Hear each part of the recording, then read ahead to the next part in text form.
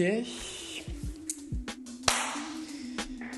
Et bah, on recommence.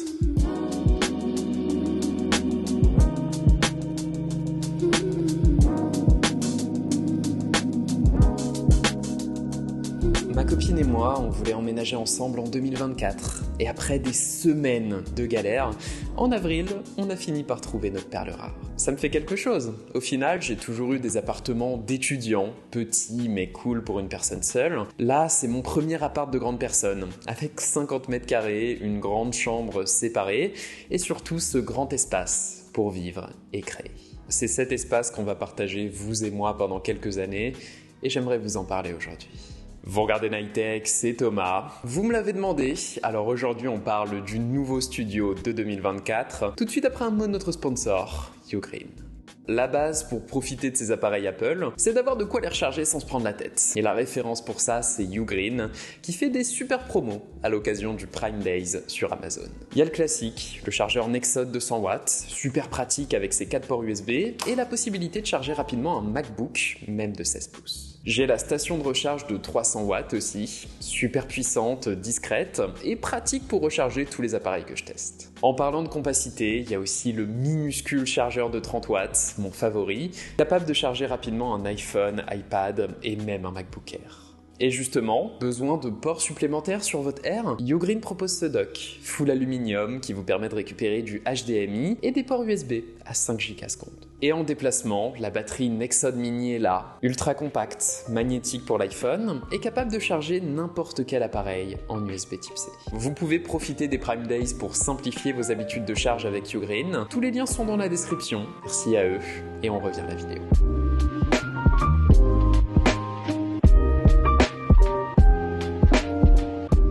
Alors déjà, c'est sûr qu'être dans une grande pièce qui combine coin cuisine et pièce à vivre, ça a totalement changé comment je me sens à l'intérieur.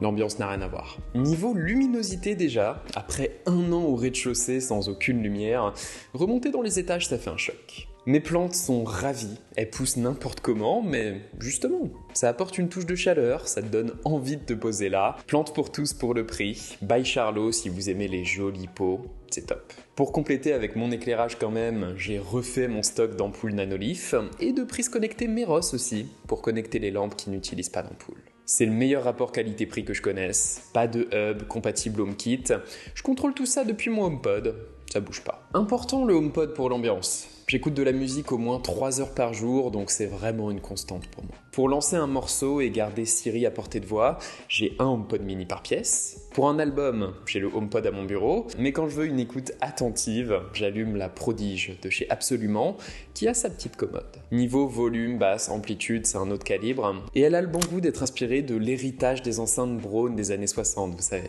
C'est du Bluetooth uniquement, donc c'est un peu contraignant parfois, mais au moins, c'est du matos durable. Niveau cuisine ouverte, bon, c'est dommage pour les odeurs de cuisine, mais dans l'ensemble, ça crée une jolie impression d'espace. Et avec ces autres petites touches pour l'ambiance, je me sens pleinement à l'aise ici, chose importante étant donné que j'y travaille quand même toute la journée, autant du côté cuisine que salon d'ailleurs.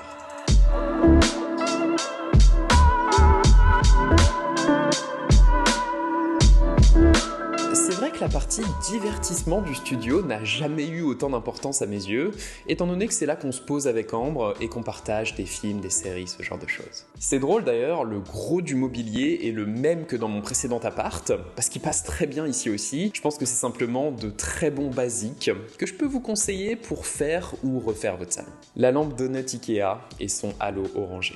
Le petit casier en alu, pratique. Le hamac pour chat, indispensable, et la fontaine à eau aussi. C'est important, les chats ont les reins fragiles, il faut vraiment les faire boire.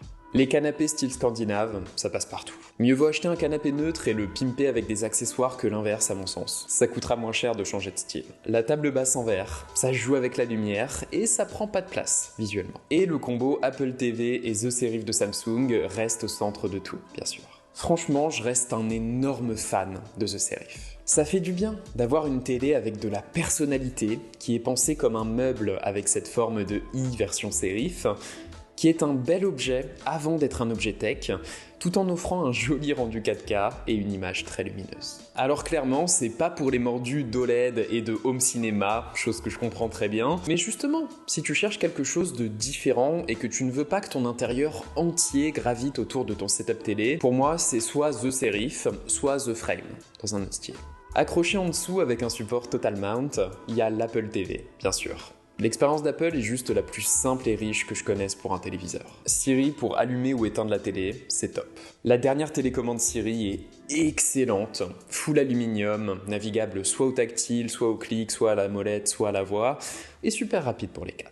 D'ailleurs, le contrôle via iPhone ou iPad est le plus optimisé que je connaisse aussi, toute l'interface de l'Apple TV étant pensée pour être navigable au tactile. Et la killer feature, c'est pouvoir facilement brancher nos AirPods quand l'un ou l'autre ne veut pas entendre la télé.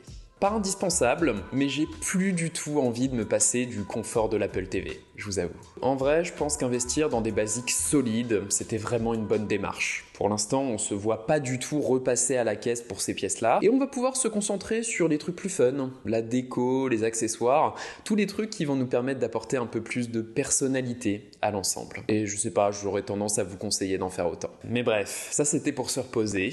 Maintenant, on va pouvoir passer à la partie où je crée avec le bureau.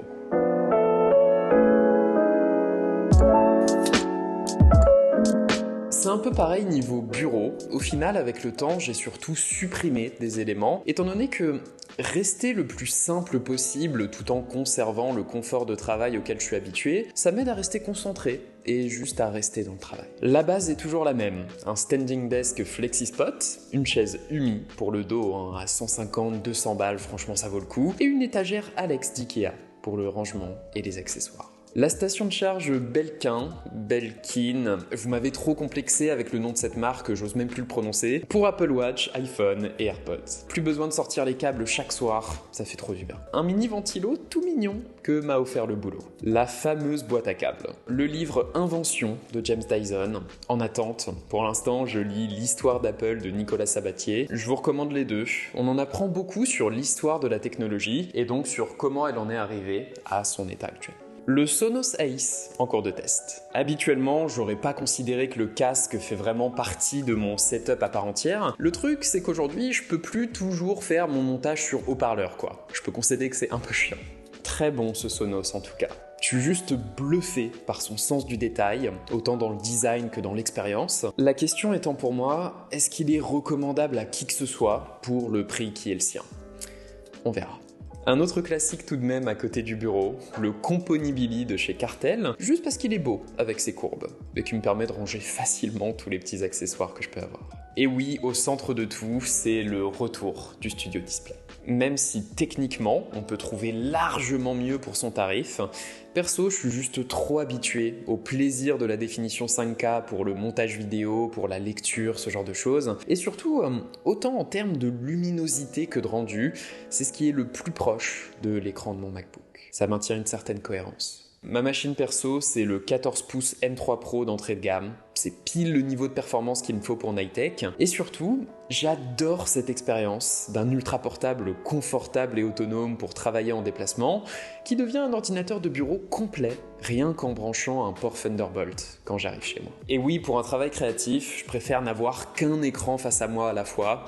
Concentration, je vous dis. D'ailleurs, mention spéciale à la recharge optimisée d'Apple. Mon MacBook est branché au Studio Display la plupart du temps, donc il a appris tout seul à bloquer son niveau de charge à 80% pour éviter que la batterie vieillisse. Résultat, au bout de 7 mois d'usage intensif, ma batterie est toujours à 100% de capacité. Vous prenez plus la tête, macOS gère très bien la batterie tout seul. Pour aller avec, j'utilise le Magic Trackpad parce que c'est tout simplement la meilleure méthode d'interaction sur macOS. Tout est calibré pour, vraiment, prenez-en un. Et pour ce qui est du clavier, je suis passé sur le Nufi R75 V2. Sérieusement, j'aime tout sur ce clavier. Sa nouvelle robe blanche qui va terriblement bien avec l'écosystème Apple, les accents colorés de Nufi, le layout macOS avec les touches de fonction actualisées, et bien sûr, ce retour.